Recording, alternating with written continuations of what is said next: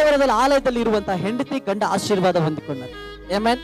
ಗಂಡ ಹೆಂಡತಿ ಜಾಸ್ತಿ ಡಿಸ್ಕಷನ್ ಮಾಡುವಾಗ ಭಕ್ತಿ ವಿಚಾರಗಳು ಡಿಸ್ಕಷನ್ ಮಾಡಿ, ಸಭೆಯಲ್ಲಿರುವಂತಹ ಆಶೀರ್ವಾದಗಳ ವಿಚಾರವಾಗಿ ಡಿಸ್ಕಷನ್ ಮಾಡಿ.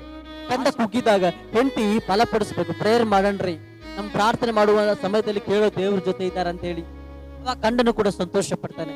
ಗಂಡ ಸೋತು ಹೋಗುವಂತ ಸಮಯದಲ್ಲಿ ಹೆಂಡತಿ ಬಲಪಡಿಸಿ ಪ್ರಾರ್ಥನೆ ಮಾಡುವಾಗ ಅವರ ಜೀವಿತ ಇನ್ನೂ ಕ್ರಿಸ್ತನಲ್ಲಿ ಬಲವಾಗ್ತದೆ. ಹೆಂಡತಿ ಕುಗ್ಗಿಕೊಂಡು ಹೋಗಿರ್ತಾಳೆ ವೈಯಕ್ತಿಕವಾದ ಜೀವಿತದಲ್ಲಿ ಕೆಲವೊಂದು ಆಗು ಹೋಗುವ ವಿಚಾರಗಳಲ್ಲಿ. ಯಾಕಂದ್ರೆ ತಂದೆ ತಾಯಿ ಮನೆ ಬಿಟ್ಟಿರ್ತಾರಲ್ಲ, ಅವಾಗ ಗಂಡನ್ ಹೇಳ್ಬೇಕು, ನೀನು ಯಾಕೆ ಯೋಚನೆ ಮಾಡ್ತಾ ಇದೀಯಾ, ನಾನಿದ್ದೀನಿ, ಹಾಗೆ ನಾವಿಬ್ರು ಪ್ರಾರ್ಥನೆ ಮಾಡುವ ದೇವರಿದ್ದಾರೆ, ನಮಗೆ ಸಹಾಯ ಮಾಡ್ತಾರೆ, ಚಿಂತೆ ಮಾಡಬೇಡ. ನೋಡಿ, ಆ ವಿಶ್ವಾಸ ಜೀವಿತ ಅನ್ಯೋನ್ಯತೆಯಲ್ಲೂ ಗಂಡ ಒಂದು ರೀತಿ ಆಲೋಚನೆ, ಹೆಂಡತಿ ಒಂದು ರೀತಿ ಆಲೋಚನೆಯಲ್ಲಿ ಹೋದ್ರೆ ಅವರ ಮಧ್ಯದಲ್ಲಿ ಅನ್ಯೋನ್ಯತೆ ಅಥವಾ ಅಂಡರ್ಸ್ಟ್ಯಾಂಡಿಂಗ್ ಬಿಲ್ಡ್ ಆಗಲ್ರಿ.